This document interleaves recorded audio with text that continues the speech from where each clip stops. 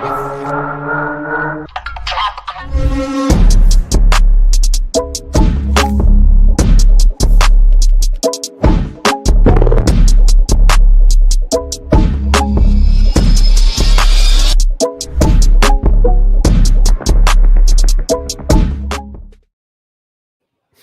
everyone, to In the Hot Seat. For our repeat viewers, thank you very much for coming back again.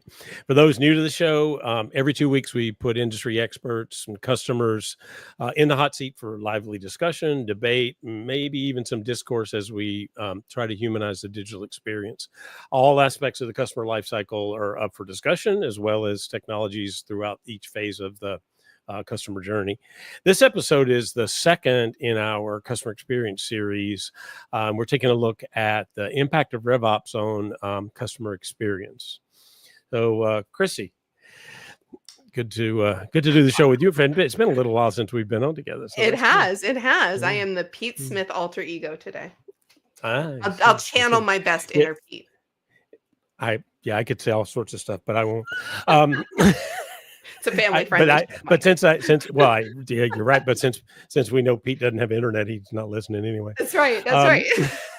So anyway, just I was getting ready for this, I started looking around for some data points, and Salesforce does this study every year called State of the Connected Customer, and they've done it for a while. And I thought it was interesting this year. One of the data points that they put out is 76% of customers expect consistent interaction across departments when they're interacting with a company. But 54% said they generally feel like sales, service, and marketing don't share any information. So they end up, feeling like they have to explain themselves every time they connect with one organization or the other. So that doesn't seem to surprise me, because I've certainly heard that before, but it is a fairly big gap.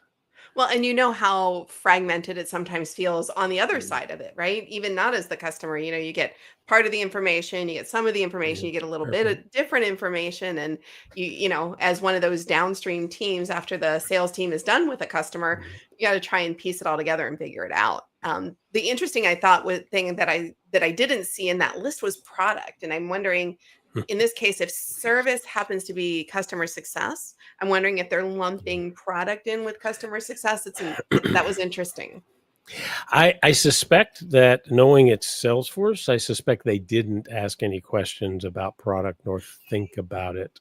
Now, and I don't mean that that's not a derogatory statement. It's just, I think the focus is, sales, marketing, and that is customer success, customer service, customer support. They just sort of lump everything into service, I guess. But I suspect that's right. And I mean, obviously that's an important one. And the other one that, it always gets me too when you don't include back office, because obviously finance has a huge impact on your prospects and your customers. So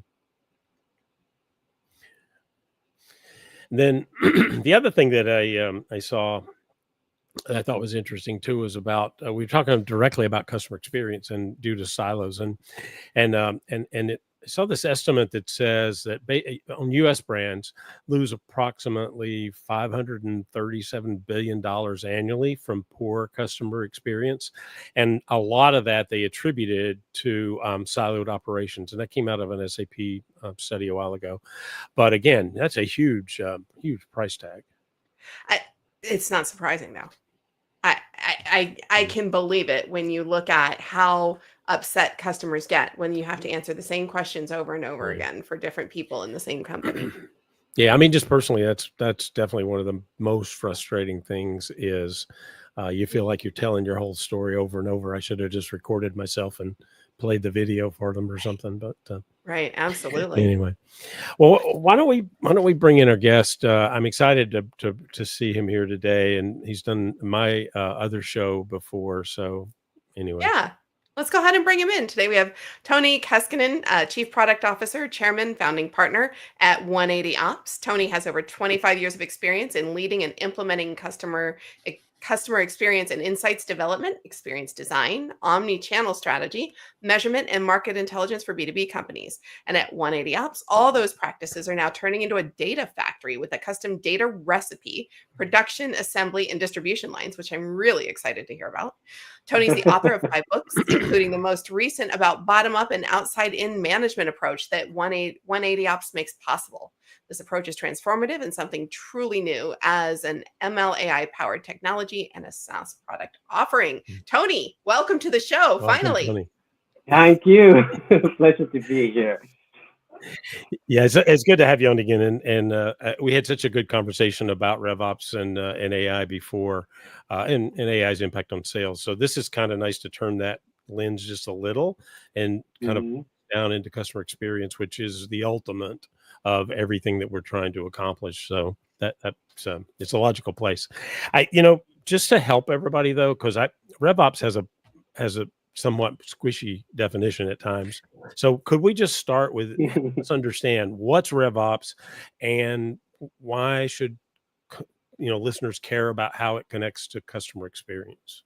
Yes, thank you. I'd say RevOps is more revenue-centric approach to CX thinking, sales, marketing, and customer service, especially emphasizing the monetary performance. And that makes it really appealing for general management also inside the company. And that I think is the problem with the CX, that talking about NPS and so on was something that was not representing the bottom line and the top line growth and so on. And if we think about RevOps, how it was born, the first iterations were about airliners and hotels, which were capacity business. And the real problem was how to maximize the yield and usage of those assets. And now just technology companies and software companies took it and the same approach and turned it into their own. And I think that RevOps is really it's strategy and operational model. It's management. It's not technology. Managing the entire customer interface as a whole, and that's where the power, in my opinion, is. That's so. I mean, it sounds like that's the hub that pulls a lot of those silos together. Yeah. Yes. So, can you walk us through a typical journey in a customer journey where they use it, and one where they don't have a strong, or one where they have a strong practice and they don't have one? Yes. Well, like you mentioned in the intro, it's a lot of confusion if you don't have the practices in place. You may have, for example, you're pouring your guts out to an NPS questionnaire and no one gets back to you. You could have a long discussion with an AI chatbot and you don't get your problem resolved. And then you start again with a new person to explain it, who then directs you to another person, and then you start all over again. And bringing the data together, it's about helping everybody in the company also. I personally been also working with customer success and service people, and like 80% of their things that are bothering people are the same things always. And when you recognize those, you can actually solve them in advance. You can use marketing automation. You can use website to convey the messages and make your content architecture apply in a way that it actually solves the problems before they emerge. And it's immensely powerful. So what does the customer feel? I mean, how does this make them feel about the brand and their experience? How does that make it different from what they might experience otherwise? Well, you're constantly feeling taken care of. You're understood. You're not just reactively responding to customers' needs, but proactively taking customer to the next steps. And that feels like taken care of very well. And of course, as a monetary function, the goal is to maximize average revenue per account, maximize lifetime value, but it's also from the customer's perspective. Companies have assets, and you are trying to maximize your capacity to help the customer with their challenges.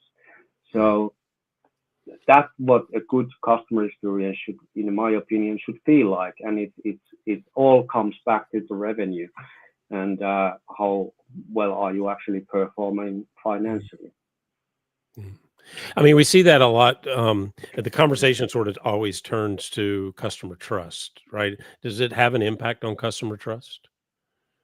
It absolutely has an impact on customer trust.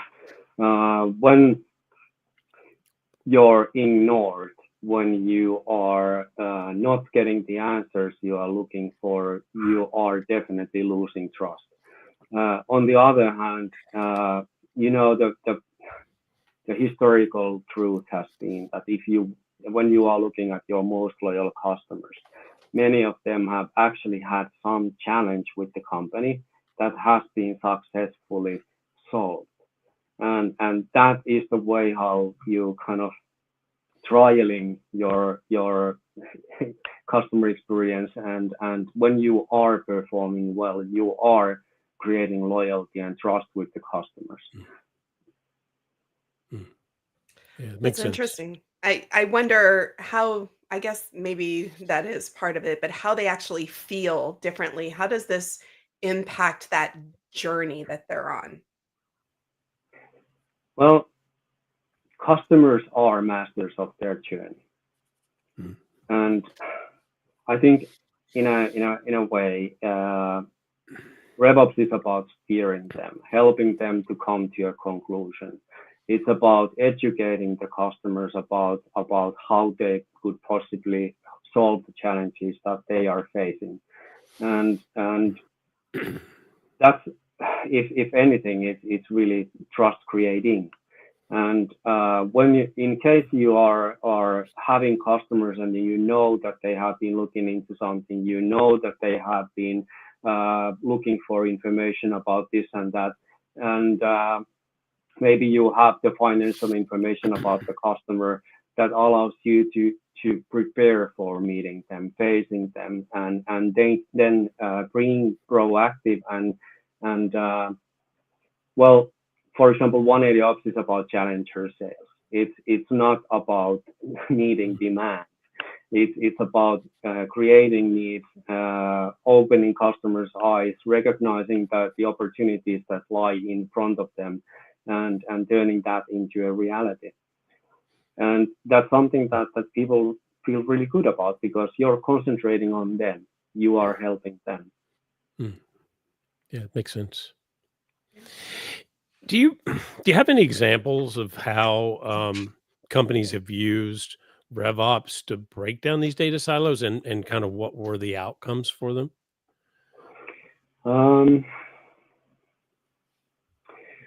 Yes. Companies have,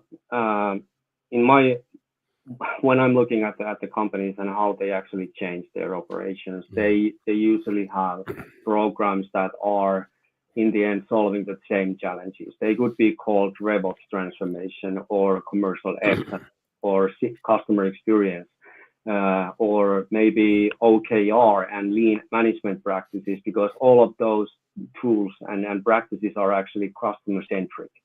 And RevOps as a function is about revenue. That's the highest criteria.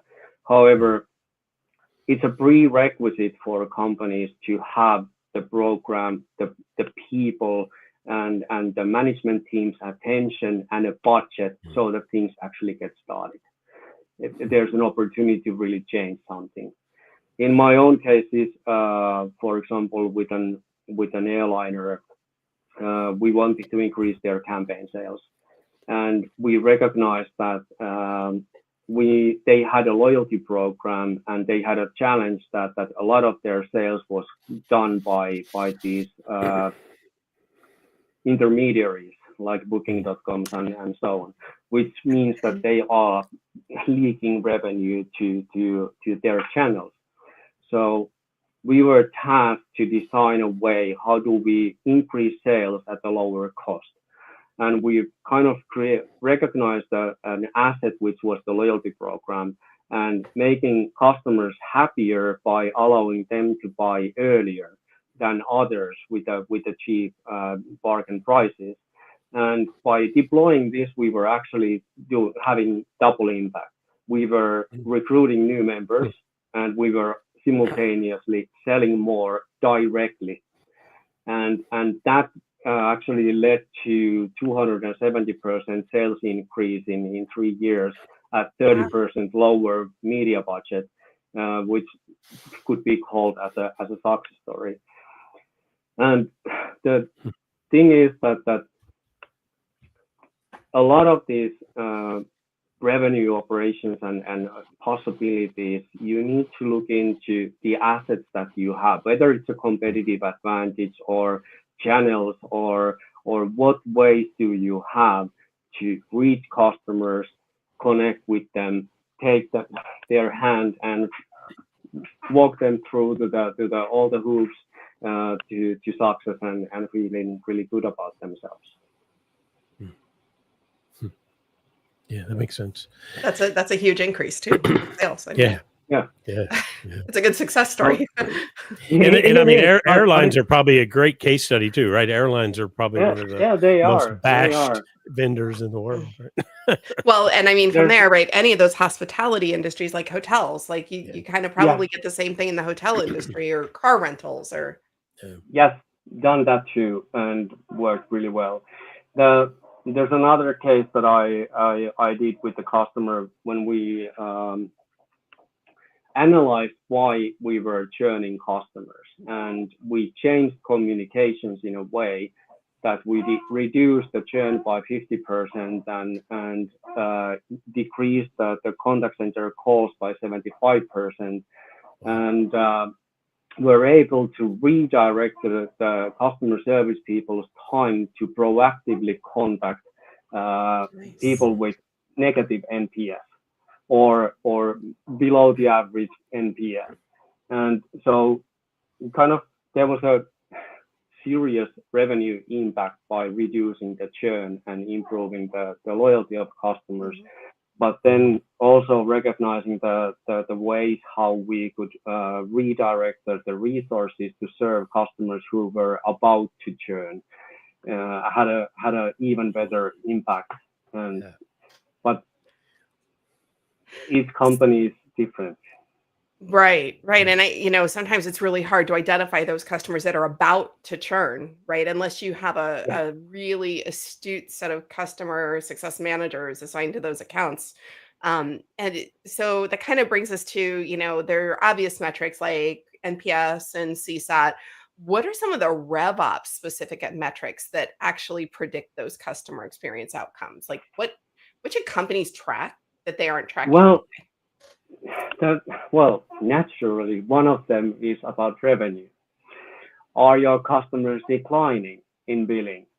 Does it mean that your customers are buying less frequently, or have they stopped buying from you?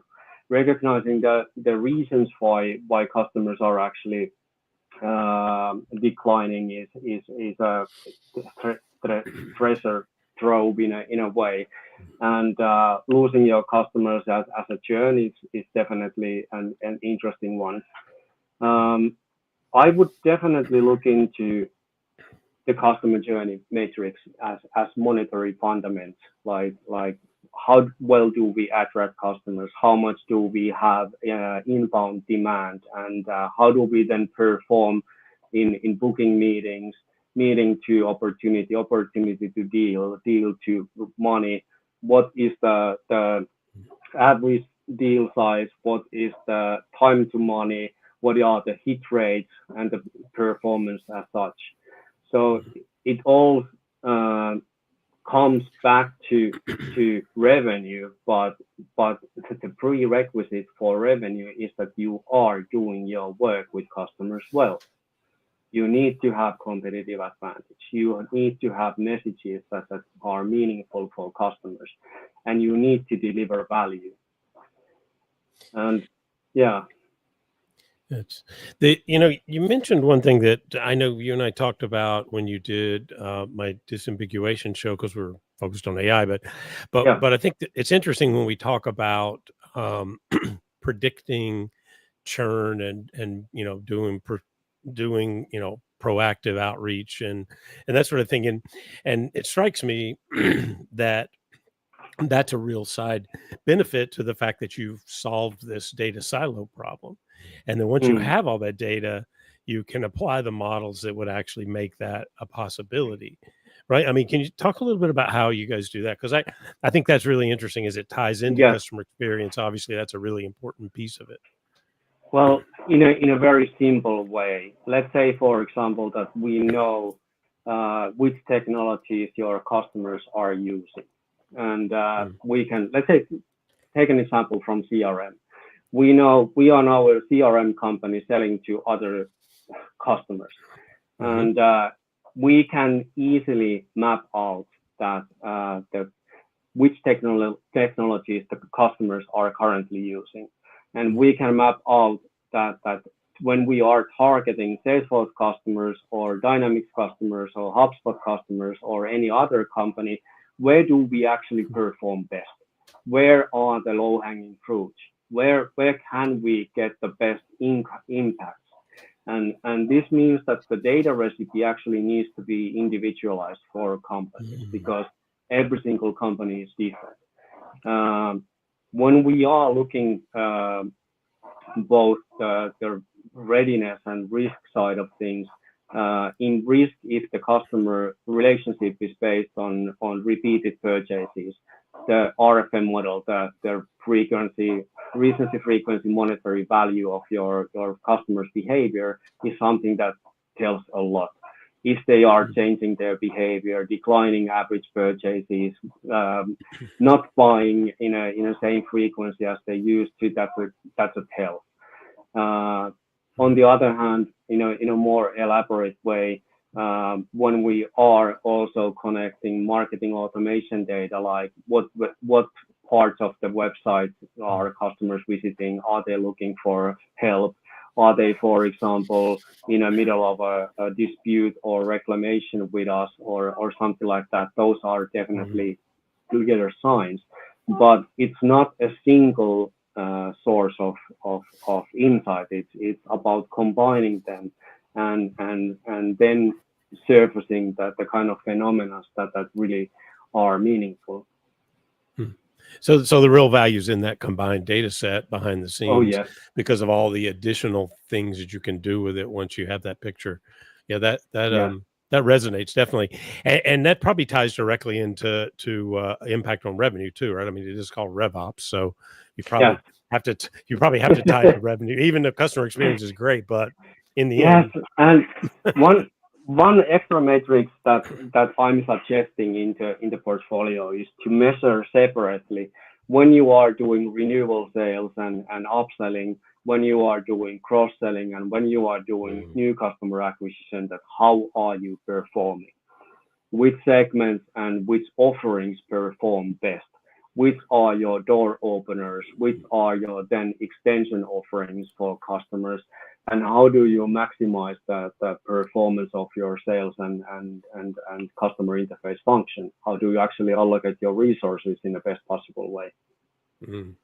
So, I mean, it really is about optimizing each of these pieces. So I can know how to go and approach a prospect better. I can know how to market the prospect better to drive them in, based on behavior and data picture that you put together.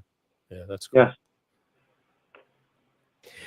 Yeah, it's interesting. And so it feels like having all of this data combined like that without the silos, it feels like you have everything in one place. You may even have a better idea how to develop the product, right?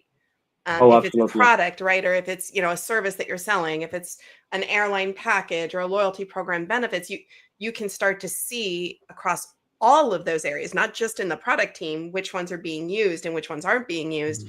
It feels like you could start to then make sure that as you're doing product development or whatever you're doing, that it starts to gear more toward what's actually going on in the mind of the customer.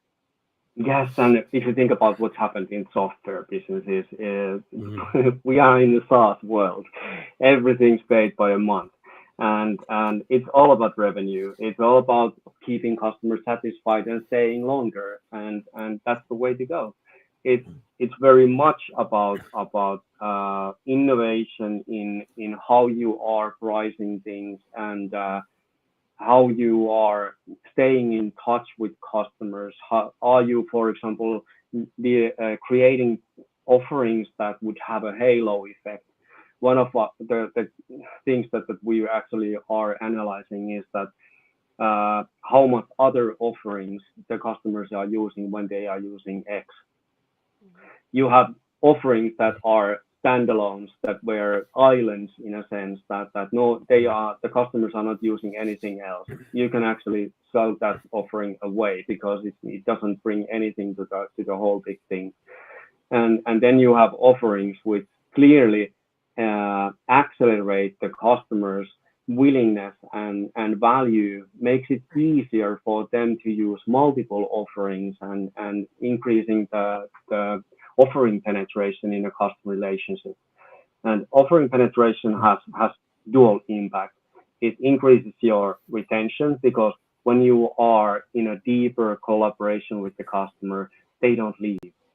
And on the other hand, average revenue per account and lifetime value have an natural impact following those.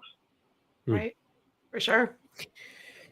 If I'm a new company or if I'm a company that doesn't have RevOps and I'm thinking about going into this, particularly around using that to improve the customer experience, what, what would you prioritize first? Like what customer pain points should I focus on and why? Well, it all starts with the revenue. What's hurting our revenue most? Mhm. Or where do we have the best opportunities to increase higher growth path? And it's really company specific challenge. Uh, you Makes sense. always need to start with discovery, finding the pain points and opportunities. It it's about understanding, creating insights. I'm actually always looking for big switches. The priority is on revenue impact and not customer experience pain points as such. Mm, And what I would first look for is a number of lost customers because if you have a mm, churn problem, you can't fix it by selling new to new customers. right. So Yeah, first, you can't do it fix fast your enough, right? Yeah. yes, exactly. So you're leaking, hemorrhaging revenue constantly. So Yeah. fix the problems first. Then, when you are actually able to increase your new customer acquisition results, you're making money on those relationships and you're actually performing well. Mm. Um, the interesting, yes, you may ask. Oh, I was just going to say that's interesting to think about how you prioritize across, and it is individualized to the company. I get that, but there must be some places that you think are better to focus to look when you start down this journey as you're doing this assessment. I mean, where should I focus when I'm thinking about this? Well, it's a loss and it's an opportunity game. So when I'm starting a collaboration with a client, the potential modeling the wallet size and the average, well, what is the share of wallet for each individual customers allows us Mm, to analyze the market in a sense.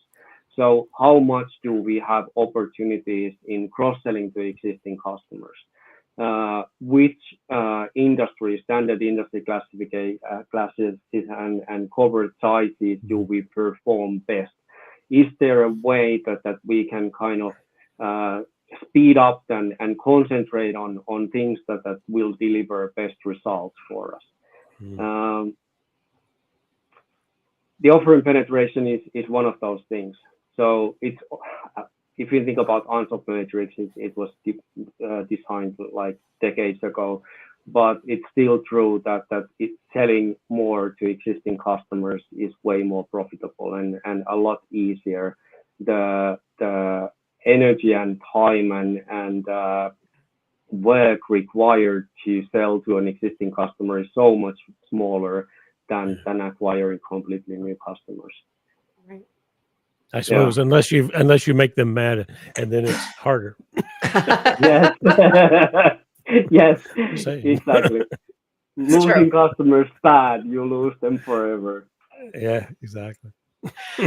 So technology is a huge part of RevOps. CRM, marketing automation, customer success platforms, nothing does all of it, at least not well. So how do you prevent that tech stack from becoming another barrier to good customer experience as opposed to an enabler? It's a really good question because if we look at Salesforce data, for example, in average, salespeople are using 10 technologies from recognizing a opportunity to actually closing a deal. If we look at the MarTech, what is the map of marketing technologies and customer success technologies, it's horrible. We are addressing that challenge by bringing the data together and then delivering the outputs into the technologies that the users are primarily using. And I think that that's the way how companies should actually consider these things, that you have one source of truth for marketing, sales, and customer success. But you need other technologies to support the main technology, and for us it's about data, bringing data together, crunching it, delivering the expected outcomes into the technologies that the people are actually using. And I think that companies should really concentrate understanding in what is the customer journey like, where are the customers' pain points, and what's happening inside the company when the customers are on their journey. So doing service blueprints, recognizing where we have the challenges with our internal people, for example, using too many technologies is a clear challenge. Taking one data to a next technology is a challenge. Those things need to be automated. And when you have a service blueprint and you know what you are expecting from different technologies, it becomes way easier to actually consider it as a whole. We have an ambitious goal to serve customers in a way that we deliver right answer to the right person at the right time in an understandable format, and in the technologies that the users are using to make decisions. And I think that would be the holy grail in a sense. Sure. I mean, it's almost like the last 15 years or so has created, we've created our own problems by having this proliferation of, originally it was marketing tech, and you used to see the market outline for that was massive, and then all of a sudden in the last 7 or 8 years it's sales tech, and it's under the same thing, right? So if I can get, this tool will be great for me, I'm just going to put my company credit card down and subscribe, but the problem of course is that you end up with all that all those disparate systems, and none of them talk to each other, right? And I think that's where the problem needs to be started to solve. That how do we bring the data together? How do we make the data available, for example, agentic AI, and to be distributed into the tools that it's necessary to be serving the people we are employing, and they are doing their very best to deliver great experiences for customers, and we need to help them deliver that. Right. Is that one of the big enablers? Sorry, Chrissy, I just happened to think this is a good sideline, but is that one of the big enablers you think to us being able to solve this problem now when we couldn't before? I think is the fact that AI's matured so much, and now we have agentic AI. You have LLMs underneath, and you've got all these different technologies that have converged. Is that an enabler that really lets you get to this problem when we probably couldn't have done that 10 years ago? I think that is part of the solution, and we are moving into that direction. I was just participating in an Infotech event in Las Vegas, and what they published was that 90% of agentic AI programs fail. And in 100% of those failures, the data was an influencer on the failure.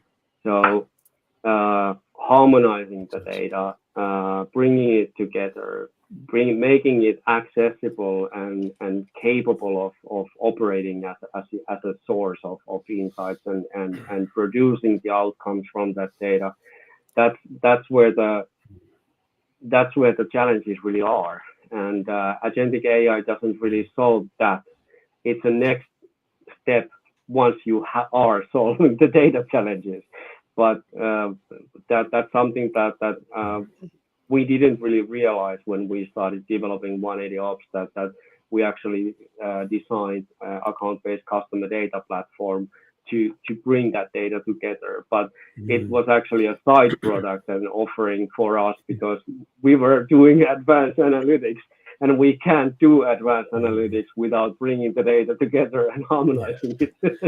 Yeah, that's great. I mean, that is in fact the problem of every one of these new technologies is it all comes back to, yes, but where's the data? Where's the data? Yes. And you have to wonder if by doing this, you don't start to reduce some of those 15 products the sales team uses and 11 products the marketing team uses, and even the product team, the myriad of products from AHA to Jira to Asana to there are just so many Confluence and so many things that teams use, where if you just had one place where all of this data was consolidated, it would be so much easier and so much more seamless, and everyone would have the same information. Yes, and companies have invested tens of billions in creating data lakes and data warehouses, and it still doesn't work.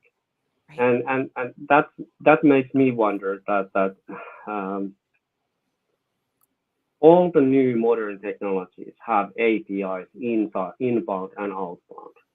So it shouldn't be too big a challenge to solve that challenge by bringing the data together and then delivering it into those technologies where the actual work happens. Very rarely a single technology solves all silos and all practice problems, but the data can still flow, and it can serve all the participating technologies and people. One of the things I've heard from clients and from colleagues too is that the problem with RevOps is that ops makes you focus so much on process that you sort of lose that human touch with the customers. How do you approach that? How do you balance the efficiency that you gain by having that operational approach to the sort of authentic customer relationship side of it, or the more human emotional side of it? Well, RevOps is about optimizing the assets that deliver most value. If in your customer relationships, the human empathy and creating trust and working together with the customer is a major asset, then the playbook tells you that you need to increase that. So you need to free people to do exactly that. If we now, for example, look at salespeople's time, how they are distributing their time, only 30% is used in actual selling what they are measured and rewarded by. So 70% goes somewhere else. In case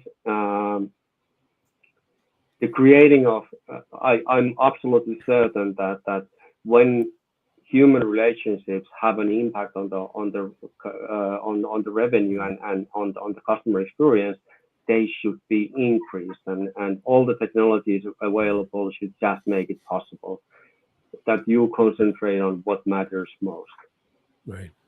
Yeah, that makes sense. I mean, it's a focus issue, right? I mean, if I want to be efficient, but I also need to focus on that empathy, that trust, those things that help me be more human in that relationship with the customer. Yeah, that makes sense. I wonder if doing this starts to get away from that us versus them mentality too, a little bit. Excuse me. There's a lot of us versus them between sales and customer success and product and sales. And sales is selling stuff that we don't do. And now I have to go build it. And customer success is saying, well, we need to do this to save this customer. And we don't do that either. And now I'm the product person and I've got to get on the phone and I've got to tell them that we can't do that. And I wonder if by bringing the data together and eliminating the data silos, if you bring the team together and eliminate some of those team silos as well. Oh, yes. I mean, that is almost like the ideal state, right? Where all the teams are working together instead of like this. But if they all have the same data, then yes, that should be a natural follow-on. If you think about customer service people, for example, they don't cause any customer problems, but they are dumped to solve all of them. Right. And where is the company's best insight about how to improve customer experience? Well, customer service people. They know why customers are dissatisfied. And if we can change that by changing the offering, how the offering performs or how it works, or help the customers to make most of that offering, it's all about increasing revenue, optimizing resources, and simultaneously making the customer more satisfied. I definitely see that it's in my opinion, RevOps as a kind of managing customer interface as a whole, and is an OKR, agile operation model kind of thinking where we are sharing data, we are recognizing the same challenges, and we are serving the customers together, all parts. What the revenue part is giving us is, for example, monetary value for customer dissatisfaction, for example. How much are we hemorrhaging money because of this problem? How much are we losing? And that's how we get the management attention to these things. Right. Interesting. So in the last few minutes that we have, can we pull out the crystal ball a little bit and think about the future? So how do you see AI and automation changing the RevOps landscape, and what does that mean for the future customer experience? I mean, what should companies be doing now and into the future to be prepared for what that AI driven and automation driven future would be? Well, the primary thing is that the role of people is changing. It doesn't mean that we would have less people operating in customer facing functions, but what, why, and how they do will definitely change.